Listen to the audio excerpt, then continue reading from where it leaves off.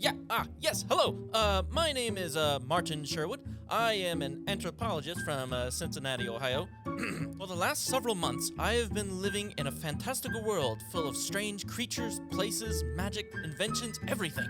And I have taken my time studying and cataloging everything that I can get my hands on. So please, join me as we together discover all the amazing discoveries of this world of Aeon.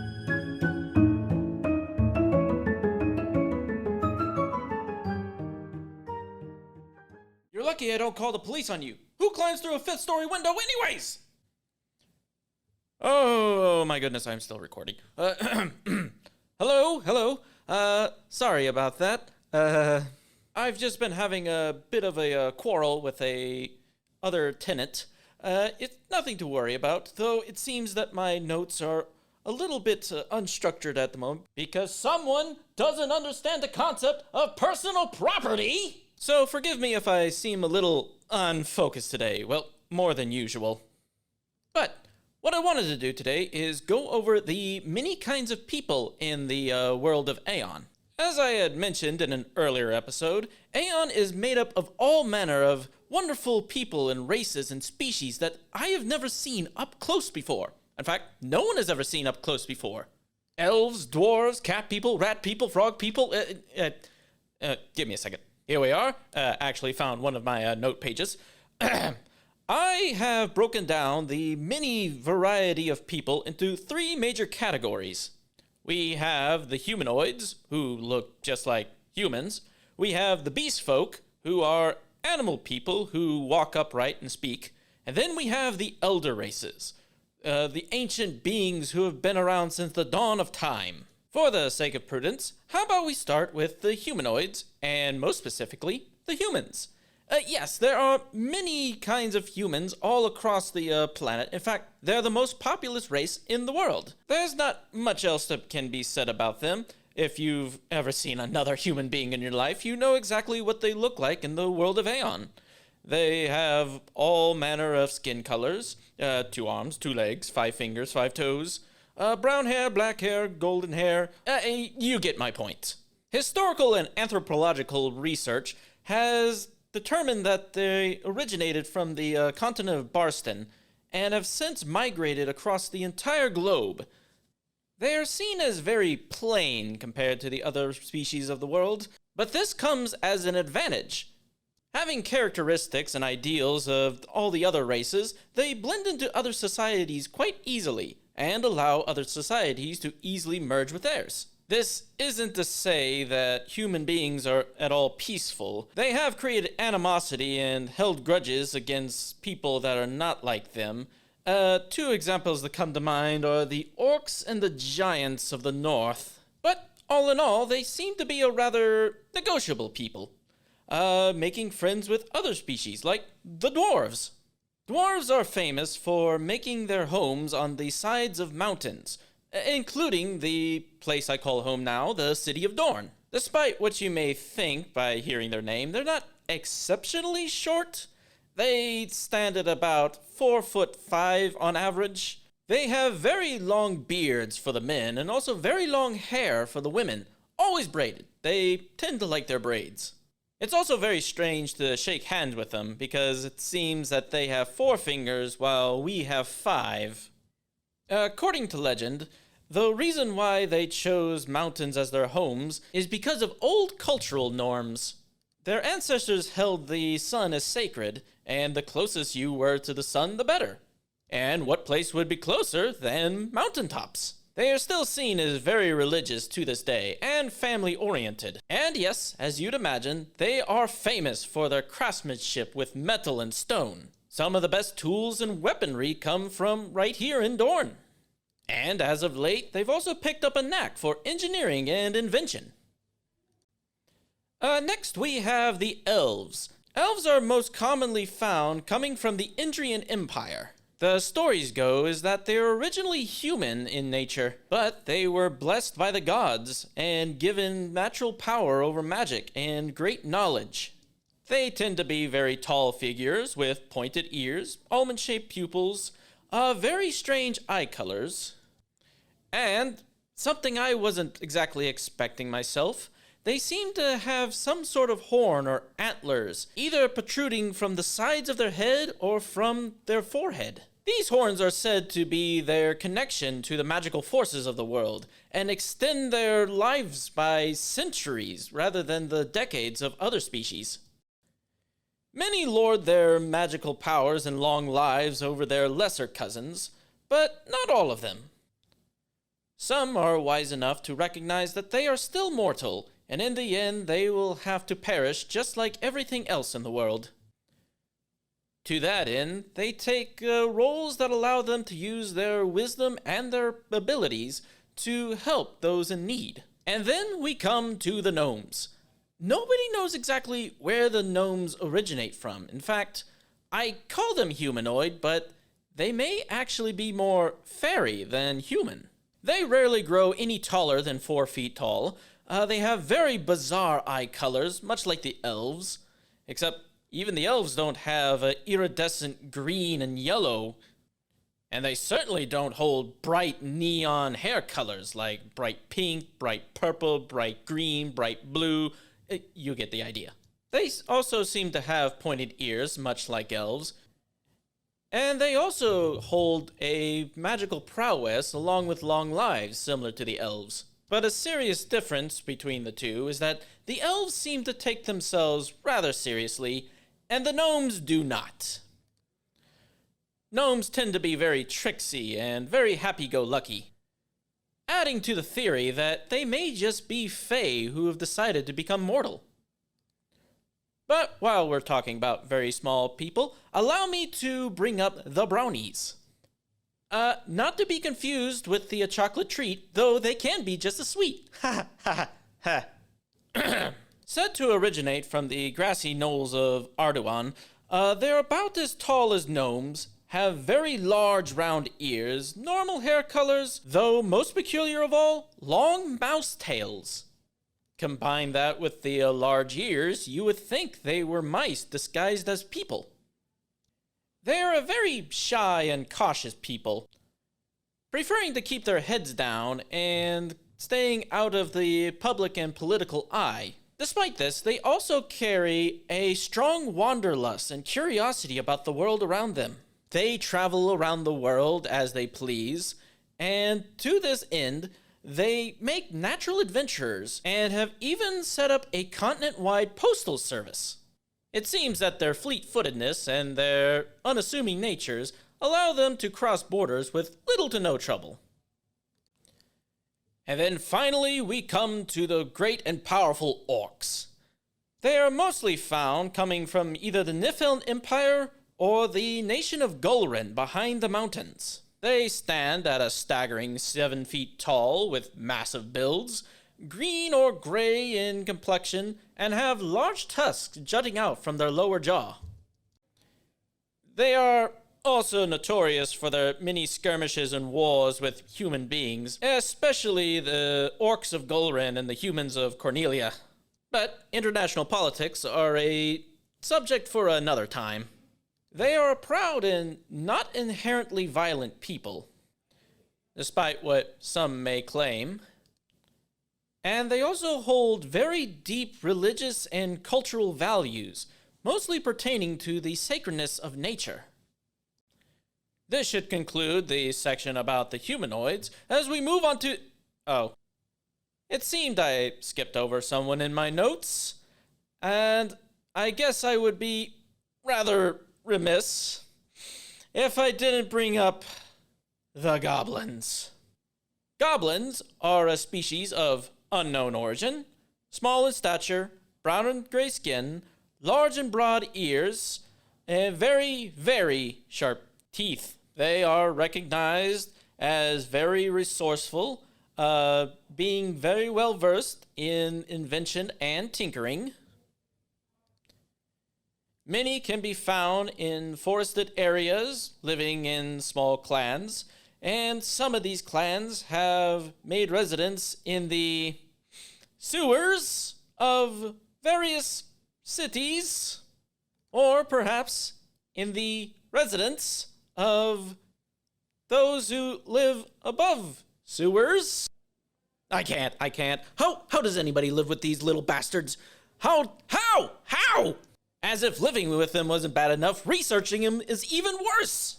Do you realize how many species I have come across in this world, only to find out it is only a subset of goblin? Large, burly, hairy beings almost 8 feet tall? Oh yeah, that's a goblin. Human height beings trained in weaponry and war? Oh, no, those are goblins. You find a ferocious white yeti in the mountains? Oh no, that's a goblin. Slippery fishmen deep in a cave? Nope, that's a goblin. Everywhere I go, everything I see, goblins all the way down.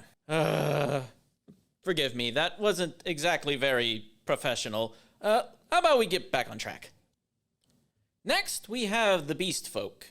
As the name implies, these are people who have animal-like characteristics. They tend to be upright standing and bipedal, though there can be exceptions. They seem not to be created by the conventional gods, but uplifted animals created by beings known as the elementals. Elementals are spirits that come from the world made up of, well, elemental energy.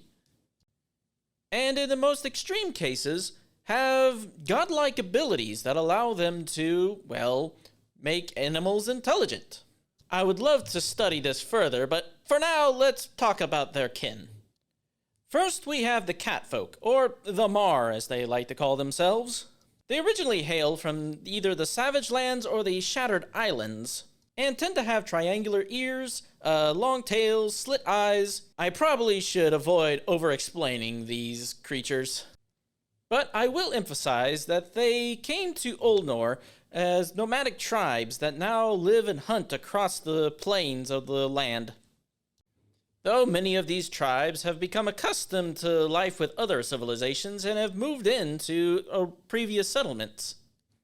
Their keen senses and natural ability makes them perfect acrobats and hunters. They also tend to be rather friendly with anyone they meet. I have also been warned they are also natural pranksters, making them fast friends with the gnomes and goblins. But next we have the Kreeman, or the rat folk. They are rather slender and stand at human height, with very long faces and very long rat tails. Here in Ardawan, they're mostly found within the nations of Layla and Sandria. They tend to be a rough and hard-working people, and tend to prefer to be pacifists. With that said, they have been known to take a call to arms when necessary. As it turns out, a cornered rat does indeed fight. They are a very lively people with a love for the arts and dance. Many Kreeman go on to be world-renowned actors, playwrights, bards, dancers.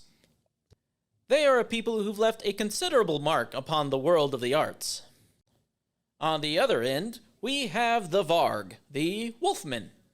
Hailing from the deep forests of the nation of Cornelia, Varg tend to be very family-oriented people, as you would expect wolves to be. In fact, there was a time where it was said that they ruled a great nation within the Cornelian forests, a kingdom consisting of mighty rulers and feats. This kingdom is said to have been lost to time in the most literal of senses. The forests of Cornelia are known to hold many temporal phenomenon, and these have laid waste to the once proud Varg home. They now live as scattered clans all across Ardawan. Despite this tragedy, they are seen as a brave and competitive race, still proud of their heritage. They excel in everything they put their mind to, be it in war or in peace. Many Varg are known as both great and proud warriors and also great and wonderful craftsmen. But now we turn our eyes to the Aeon, the hare folk. H-A-R-E. They're not walking piles of hair. These folk have migrated westward from the deepest jungles of Ulnor. The females tend to be very tall, sitting at around 7 feet, while the men tend to be average size, at least compared to a human being. This sexual dimorphism is congruent with their society. They hold a very matriarchal society, where the women tend to be the hunters in the families, while men tend to be the housekeepers and raise the children. For countless centuries, they tend to be a very reclusive people, not wanting much to do with the outside world. It seems recent events have forced them to integrate into the world at large. And the world is happy to have them, as they seem to be another long-lived and wise race, joining those like the elves as mediators and advisors. That said, there's also been reports of some serious culture shock between them and other people. Only time will tell how well they handle this. Next, let us talk about the mole folk, the kobolds. They are a small and furry people with a preference to run on all fours and a serious aversion to sunlight. To this end, they live in a network of underground settlements within mountain ranges and the fields of Aeon. To say that their relationship with other people is tumultuous is putting it lightly. They have become notorious for their raids upon the surface world for both food and resources. Many people see them less as living beings and more like pests to be rid of. With that said, it's not all dire straits, as it seems negotiations have been opened with at least a few disparate clans. Some of these clans have even been keen on the idea of open trade, especially after it had been discovered that the kobolds had found veins of silver and copper within their extensive tunnel network. It's also reported that they make a very good mushroom stew, which I, for one, am curious to try one of these days. But now, let's move from the mountains to the deserts and talk about the Endols, the lizard people. The Endols call the deserts of Viviana their home, and tend to be figures with hunched-over shoulders, with black or brown scales all across their bodies. These scaly bodies, along with long, flat tails, allow them to become accustomed to the intense heat. They are a stoic people concerned with survival first and foremost. To this end, they believe in helping the pack before the individual and emphasize camaraderie in everything, including raiding. Yes, they're a species who depend on raiding other people for their survival. But while many have high hopes with negotiations with the kobolds, it doesn't seem to be the case with the Endols. See, the Endols believe themselves to be the original denizens of the deserts.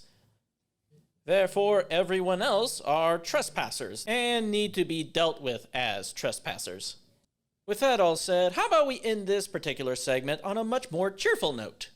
And you don't exactly get any more cheerful than the Fronds. The Fronds are massive frogmen who call the swamps of Cornelia and Layla their home.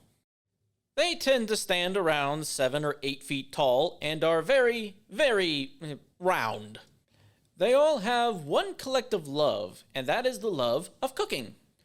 Despite being large amphibians, Fronds are actually omnivorous, and to that end, love to make and eat dishes of all shapes and sizes. They live by a simple philosophy: a meal not shared is a meal wasted. To that end, they travel out of their swamps to share all kinds of meals with anyone they'll meet with. This also leads them to be very sociable, especially with their own kind. Another saying that goes along with them is, all frond, no frond. It seems to not matter how close or far away two frond may live from each other.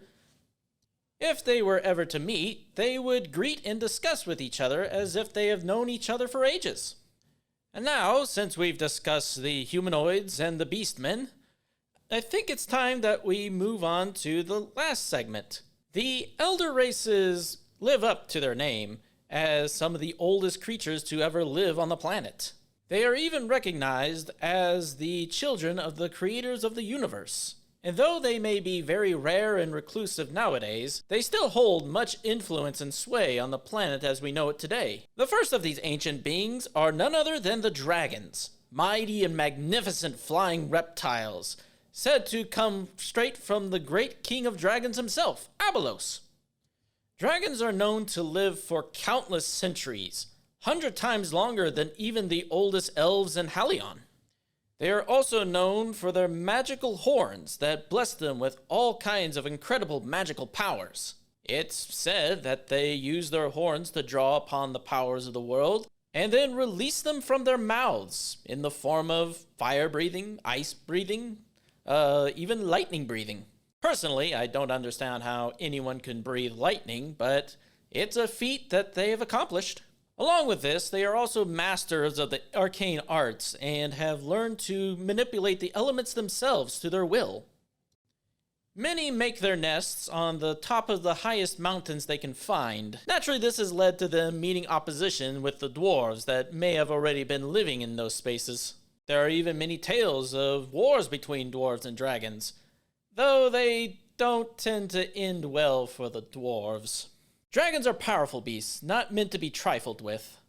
Thankfully, they tend to be benign to any of the other races.